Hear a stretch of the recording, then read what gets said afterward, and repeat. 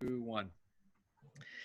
Hey everyone, this is Pastor Daniel. This is day 6 of our 40 days of purpose, and today's guest is Bobby. How's it going, Bobby? Hey, it's pretty good. I Thank you. like your walls in your apartment. They have the same color scheme as mine, I think. Yeah, I guess we're cohesive like that today. Yeah, we have good taste, good taste. Today's big idea, if you will, is talking about life being a temporary assignment. And so it had this illustration of us realizing that this life is a preparation for eternity, and that we're not to be holding on too tightly to the here and now, because there's something greater that's to come later. So what jumped out to you as we talked about life being a temporary assignment? Yeah, thanks, Daniel, for that. I really like in this book to talk about Earth being a temporary place.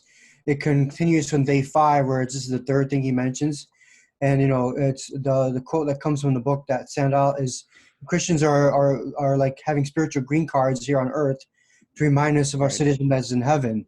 And so, our purpose here is what we have on time is temporary, and that we should be focusing more towards the future and eternity, and what we do here today can impact that as well. Yeah, you actually come from a family of immigrants, so that green card, did that, kind of minister to you? Yeah, that kind of hit home as well, because I come from a family of immigrants. We came from Eastern Europe, from Romania to the United States when I was young, and having that transition, it was familiar to me. And so understanding that I actually had a green card before I became a citizen. So knowing that when my life is passing from one place to the other side is an important transition, and that makes you feel more at home.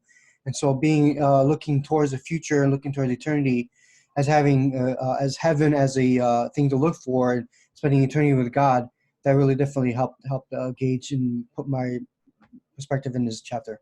Yeah, me too. Mine was a little different. My family's been here for at least 6 generations that we can tell. But the part where it talked about how we are Christ ambassadors, which means that we go to the foreign land and we represent him. But sometimes when we go to the foreign land, if we were to become too in love with that foreign land, we could forget our former land as well, our true home. And so there was this reality for me that I thinking that I wonder how much I love this world at the expense of loving God, and find more comfort here than I would find in the eternal things of God. So it was really interesting to see the dynamic of temporary versus what's going to last forever. What do you think are some takeaways that you can apply to your life as a result of this kind of understanding? Yeah, that's a good question. One thing is like making sure that what I'm doing on a day-to-day basis, what I'm doing is more for eternity, for God, and that even the stuff that I'm doing at temporary is impactful or is glorifying God in a way that it does. I think that's very important to have us think or gauge that yes, we're living temporarily on earth. Yes, it's important to do what we're doing is for God, but if we propel ourselves more towards God in the heavenward, I think it'll help us a lot better than our keeping our purpose in life here. So.